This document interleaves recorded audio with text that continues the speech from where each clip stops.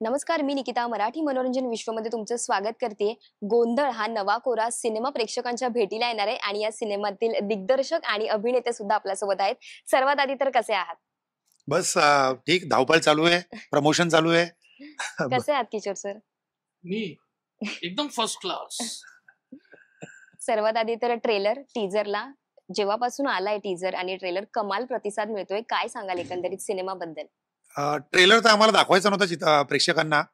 Marketing टीमचं म्हणणं होतं की ट्रेलर हा अन्य भाग असतो, कारण लोक वाट बघत असतात, प्रेक्षक वाट बघत असतात.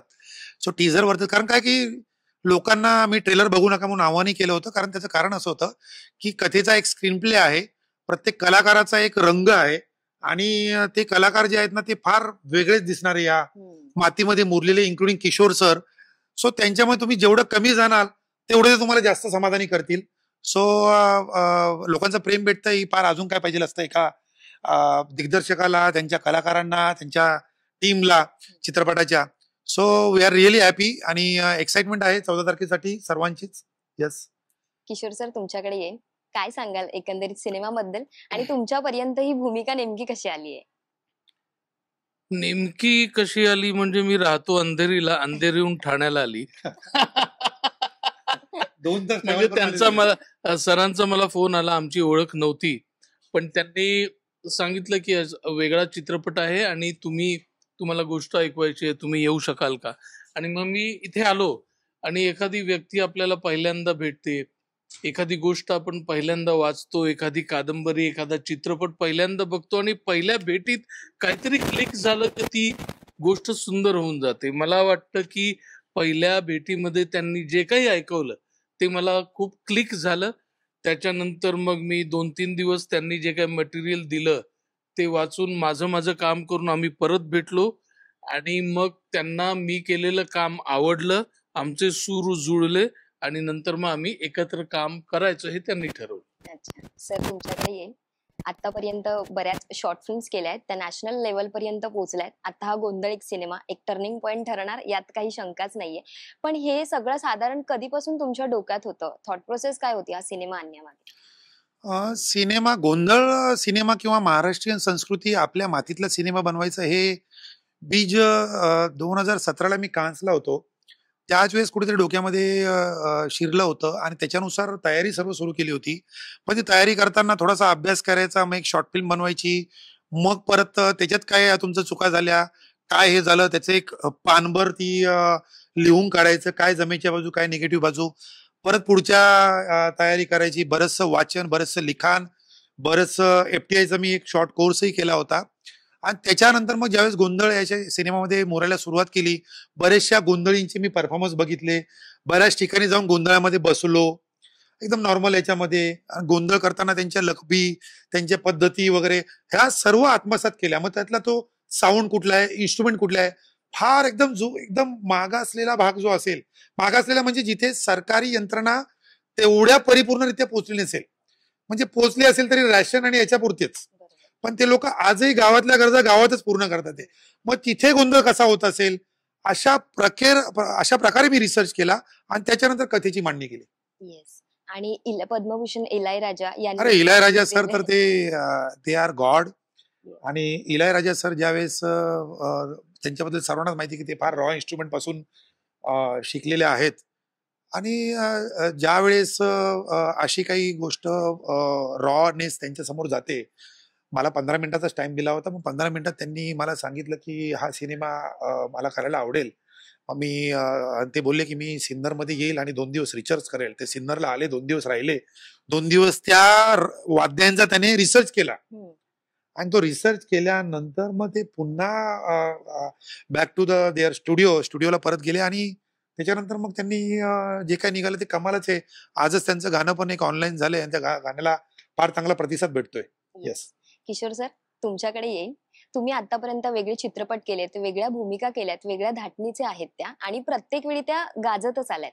सो तुम्ही विषय निवडताना नेमकं साधारण काय तुमच्या डोक्यात असतं?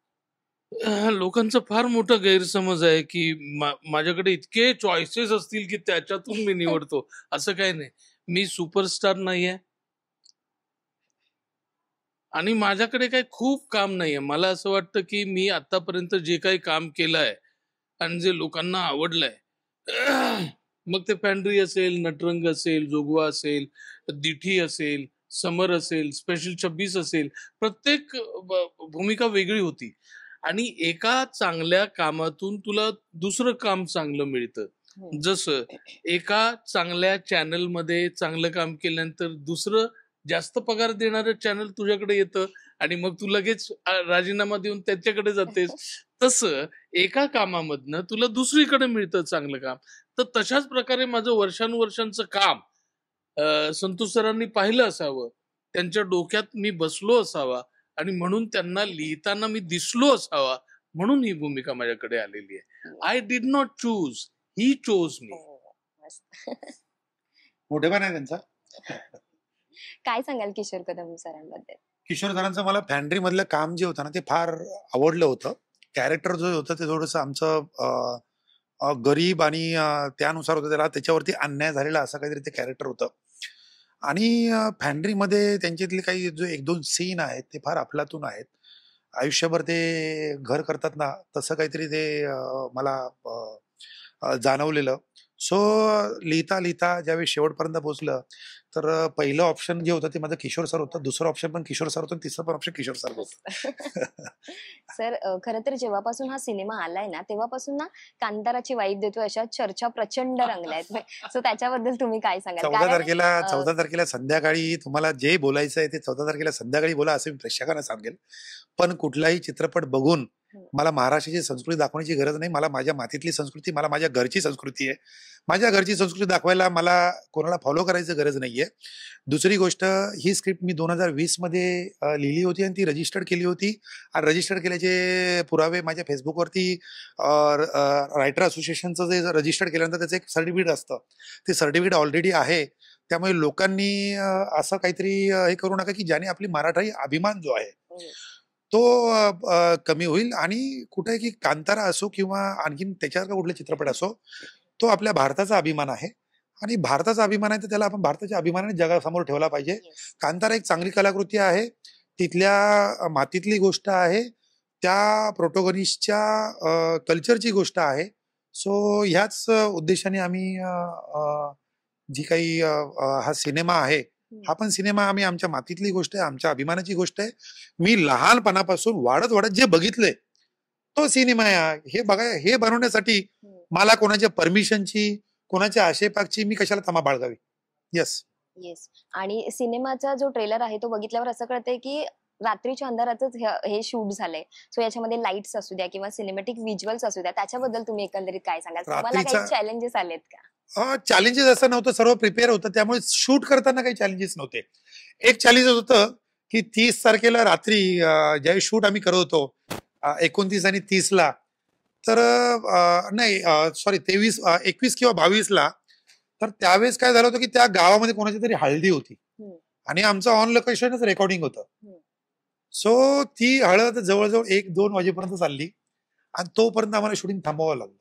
कारण का, आमचं लाईव्ह रेकॉर्डिंग आहे, लाईव्ह लोकेशन रेकॉर्डिंग आहे, आम्हाला स्टुडिओमध्ये काही जाऊन रेकॉर्डिंग करायचं नव्हतं.